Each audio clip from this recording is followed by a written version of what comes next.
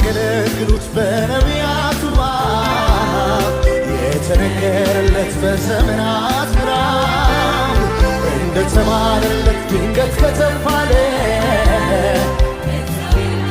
ሃሌሉያ የሚያገለግሉት በነቢያቱ የተነገረለት በዘመናት ምዕራፍ እንደተማረለት ድንገት ከተባለ እግዚአብሔር ለአብርሃም በቃሉ ሊቀ ካህን ሆኖልኛል። ሊቀ ካህን ሆኖልኛል። ሊቀ ካህን አማራቴ በዘመናት